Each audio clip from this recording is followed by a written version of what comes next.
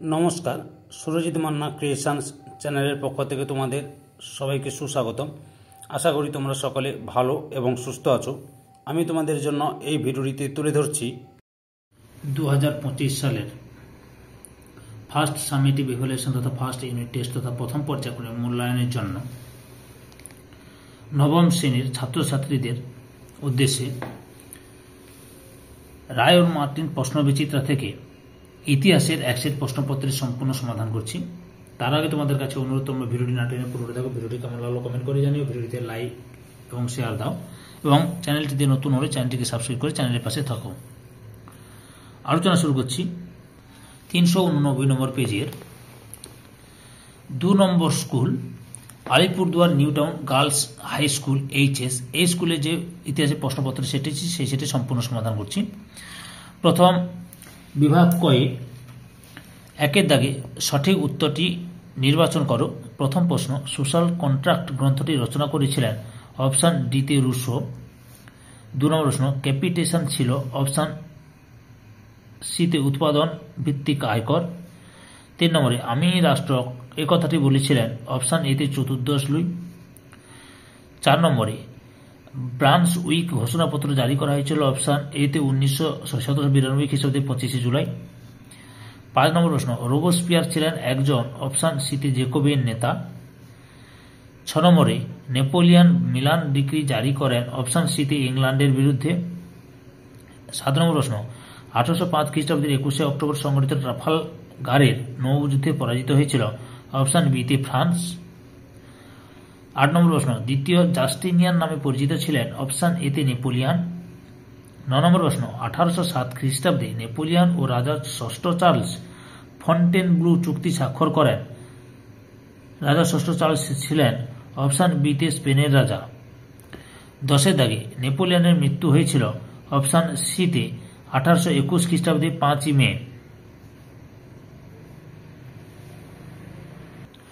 2 দাগে অতি সংক্ষেপে নিম্নলিখিত প্রশ্নগুলির উত্তর দাও। প্রথম প্রশ্ন, ইন্টেন্ডেন্ট কারা? পূর্ব শাসনকালে, এখান থেকে শুরু করবে। অত্যাচারে জনজীবন বিপর্যস্ত হয়ে পড়েছিল, এতটা পর্যন্ত লিখবে। 2 নম্বরে ফ্রান্সকে রাজনৈতিক কারাগার বলে উল্লেখ করেছেন কে? 1789 খ্রিস্টাব্দে, এখান থেকে শুরু করবে, রাখা হয়, এতটা পর্যন্ত লিখবে। 3 নম্বর প্রশ্ন, থার্ড এস্টেট বলতে কি বোঝো? এই যে ফ্রান্সের তৃতীয় সম্প্রদায় বা থার্ড এস্টেট ফরাসি বিপ্লবের পূর্বে, এখান থেকে শুরু করবে। সমাজ ও রাষ্ট্রে এরা ছিল অধিকারহীন শ্রেণী, এতটা পর্যন্ত লিখবে। 4 দাগে কত খ্রিস্টাব্দে নেপোলিয়ান ফরাসি জাতির সম্রাট উপাধিপ্রাপ্ত হয়েছিলেন? না, 1804 খ্রিস্টাব্দে। 5 নম্বর প্রশ্ন, টিল সিটের সন্ধি কোন কোন দেশের মধ্যে স্বাক্ষরিত হয়েছিল? 1807 খ্রিস্টাব্দে ফরাসি সম্রাট নেপোলিয়ান ও রাশিয়ার জার প্রথম আলেকজান্ডারের মধ্যে টিল সিটের চুক্তি স্বাক্ষরিত হয়েছিল। 6 নম্বর প্রশ্ন, ফরাসি বিপ্লবের মূল 3টি আদর্শ কি কি ছিল? ফরাসি বিপ্লবের 3টি মূল আদর্শ ছিল, এগুলি হল সাম্য, মৈত্রী ও স্বাধীনতা, অর্থাৎ জাতীয়তাবাদ, গণতন্ত্রবাদ এবং ব্যক্তি স্বাধীনতা। বিভাগ গয়ে 3 দাগে নিম্নলিখিত প্রশ্নগুলি 2-3টি বাক্যে উত্তর দাও। প্রথম প্রশ্ন, ফিজিওক্র্যাটস কাদের বলা হতো? ফরাসি বিপ্লবের পূর্বে, এখান থেকে শুরু করবে, নিয়ন্ত্রণের বিরোধিতা করেন, এতটা পর্যন্ত লিখবে। পরের প্রশ্ন, কিভাবে ফ্রান্সের সন্ত্রাসের শাসনের অবসান ঘটে? এই যে অনেক বিপ্লবী নেতা, এখান থেকে শুরু করবে, সন্ত্রাসী শাসনের অবসান ঘটে, এতটা পর্যন্ত লিখবে, এখান থেকে এতটা। 3 নম্বর প্রশ্ন, মহাদেশীয় অবরোধ ব্যবস্থা কি? নৌশক্তিতে বলিয়ান ইংল্যান্ডকে, এখান থেকে শুরু করবে, কন্টিনেন্টাল সিস্টেম, এতটা পর্যন্ত লিখবে। পরের প্রশ্ন 4 দাগে কোড নেপোলিয়ানের গুরুত্ব কি ছিল? নেপোলিয়ান বোনাপার্ট প্রবর্তিত কোড, এখান থেকে শুরু করবে, আইনগুলি স্থান পায়, এতটা পর্যন্ত লিখবে। 5 দাগে পোড়ামাটির নীতি বলতে কি বোঝো? পোড়ামাটির নীতি হলো এক ধরনের রণকৌশল, এখান থেকে শুরু করবে, এই রণকৌশলই পোড়ামাটির নীতি নামে পরিচিত, এতটা পর্যন্ত লিখবে। বিভাগ ঘয়ে 4 দাগে নিম্নলিখিত প্রশ্নগুলি 7-8টি বাক্যে উত্তর দাও, যে কোনো দুটি। প্রথম প্রশ্ন, টিকালেখো টেনিস কোর্টের শপথ। ফরাসি বিপ্লবের সূচনা পর্বে অন্যতম প্রধান ঘটনা ছিল টেনিস কোর্টের শপথ, এখান থেকে শুরু করো, এতটা পর্যন্ত লিখো, তারপরে দেখাচ্ছি। এরপরে লিখো সভার অধিবেশন আহ্বান করেন, এখান থেকে শুরু করো, শপথ তারপরে হচ্ছে ফলাফল দিয়ে শপথকে ফরাসি বিপ্লবের সূচনা পর্ব বলে অভিহিত করেছেন, এত পর্যন্ত লিখবে। 2 দাগে বাস্তিল দুর্গের পতন ও তার গুরুত্ব আলোচনা করো। ফরাসি রাজা ষোড়শ লুই এখান থেকে শুরু করবে। গুরুত্ব পরপর লেখো, আমি দেখাচ্ছি পরের অংশটি। বাস্তিল দুর্গের পতনের ফলে এখান থেকে শুরু করো।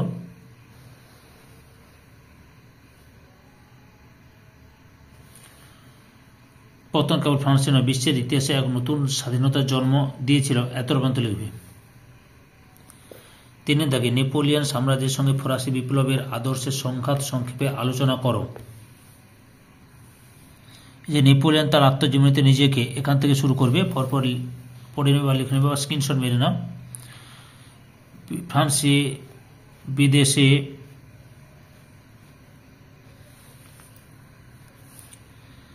নেপোলিয়ন সাম্যের আদর্শকে স্বীকার করলেও স্বাধীনতার আদর্শকে বাতিল করেছিলেন, এতটা পর্যন্ত লিখবে।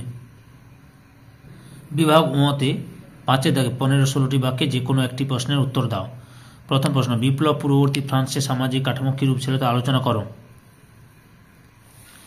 1789 খ্রিস্টাব্দে ফরাসি বিপ্লবের প্রাককালে ফ্রান্সের, এখান থেকে শুরু করো, প্রথম সম্প্রদায়, দ্বিতীয় সম্প্রদায়, তৃতীয় সম্প্রদায়, এরা 1789 খ্রিস্টাব্দে ফরাসি বিপ্লবে যোগ দিয়েছিলেন, এত পর্যন্ত লিখবে। এই ভিডিওর লাস্ট প্রশ্ন, নেপোলিয়ন বোনাপার্ট কিভাবে ফ্রান্সের ক্ষমতা লাভ করেছিলেন আলোচনা করো। একে দাগে প্রশ্নটি লক্ষ্য করছো, তার সঙ্গে উত্তরটিও লেখো, অর্থাৎ ভূমিকা থেকে এখান থেকে লেখা শুরু করতে হবে তোমাদের। লিখে নেপোলিয়নের বাল্য জীবন, জন্ম, পিতামাতা, শিক্ষালাভ, কর্মজীবন, নেপোলিয়নের উত্থানের সূচনা, ব্রিগেডিয়ার পদলাভ, মেজর জেনারেল পদলাভ, তারপরে নেপোলিয়নের ইতালি অভিযান, সাফল্য, সার্ডিনিয়া জয়, অস্ট্রিয়ার আক্রমণ ও ক্যাম্পো ফর্মীয় সন্ধি। দ্বিতীয় পর্যায়ে রয়েছে ডিরেক্টরি শাসন অবস্থান ও কনসুলেট শাসন সূচনা। তারপর তৃতীয় পর্যায়ে রয়েছে মূল্যায়ন রয়েছে, অর্থাৎ বলে অভিহিত করেছেন, এত পর্যন্ত লিখতে হবে তোমাদের। সম্পূর্ণ ভিডিওটি দেখে আমার চ্যানেলের পাশে থাকার জন্য তোমাদের সবাইকে অসংখ্য অসংখ্য ধন্যবাদ।